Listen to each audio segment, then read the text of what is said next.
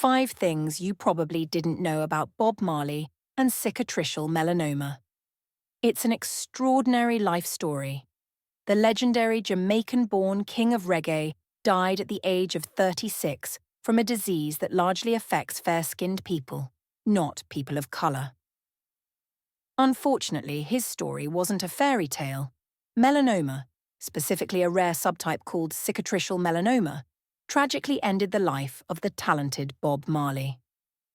Here are 5 things you probably didn't know about Bob Marley's life and death.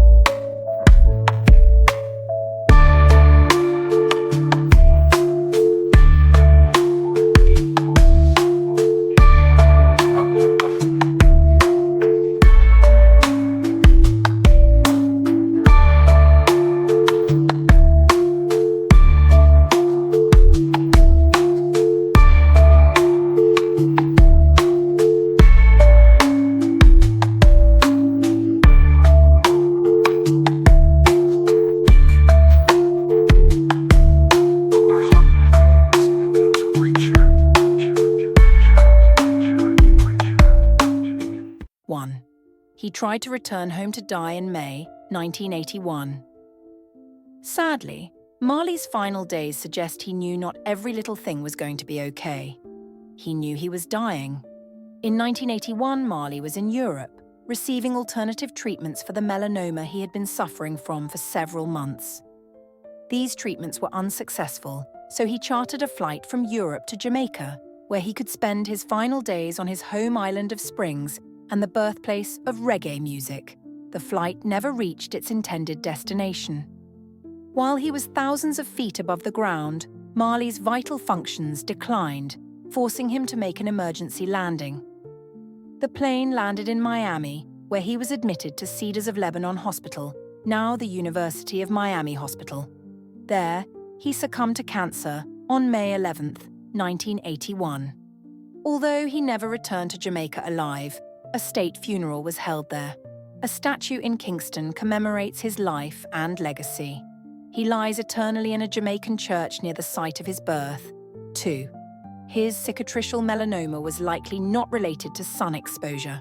Most cases of cicatricial melanoma develop on non-hairy surfaces of the body, such as the palms of the hands, fingernails or nail beds, fingers, toes, heels, and soles of the feet. Cicatricial melanoma is not believed to develop from overexposure to the sun. Cicatricial melanoma is a rare type of cancer, likely linked to an injury caused by mechanical stress, pressure, or trauma. This type of melanoma may also be linked to an individual's genetics.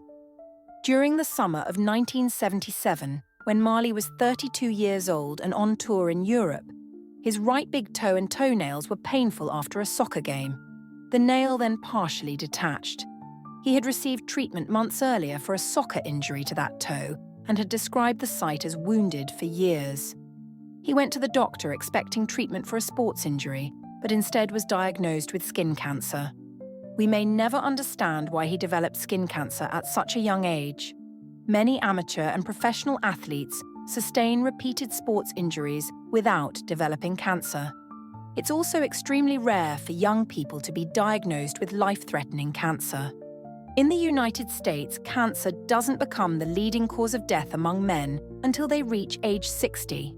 Men in their 30s are more likely to succumb to things like accidents, intentional self-harm, assault, and heart disease. 3. Marley refused initial treatment for melanoma. There was a lack of effective treatment options for patients diagnosed with advanced melanoma in the 1970s.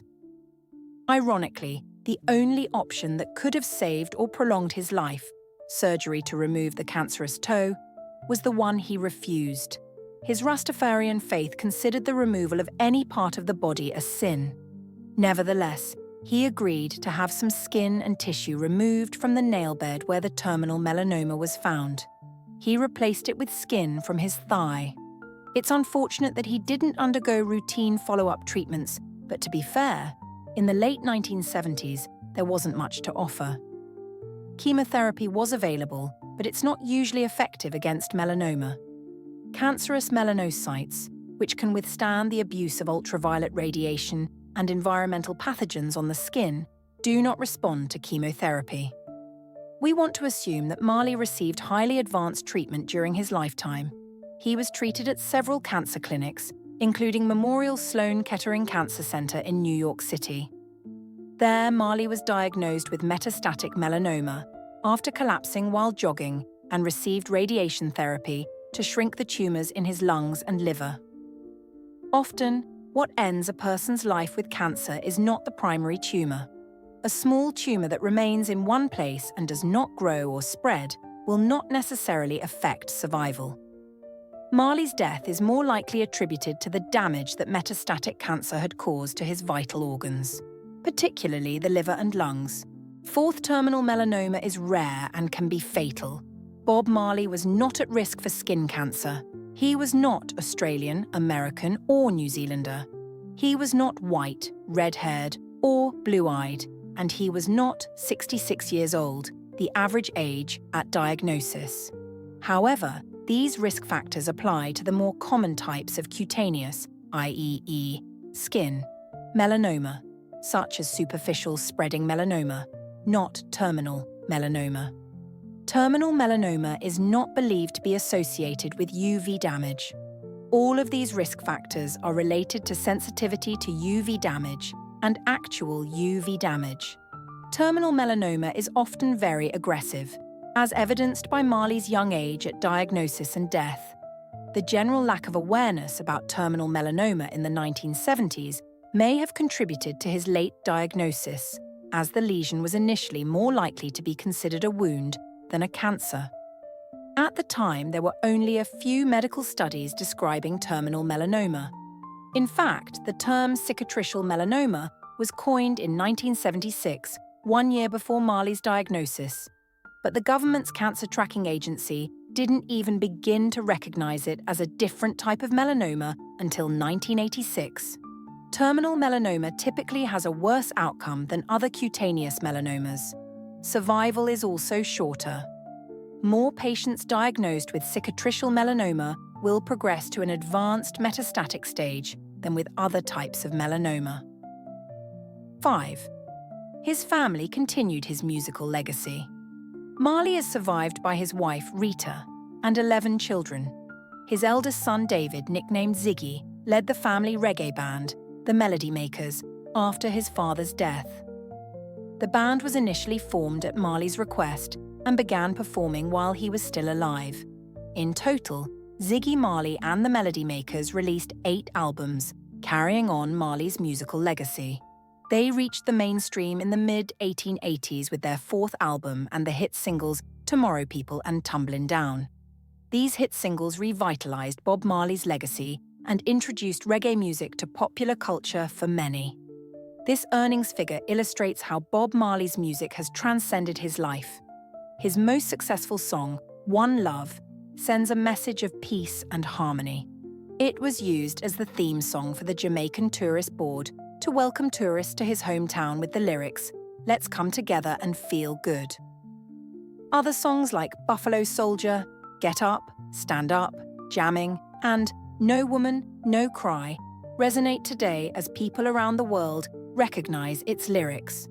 With a new feature film about his life due out in February 2024, his legacy and music will be presented to future generations. Beyond his musical legacy, Bob Marley's life story serves as a tragic example of how melanoma affects people of all races.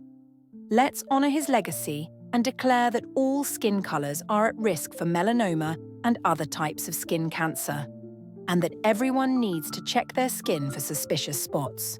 To paraphrase his words, let's come together and get our skin checked.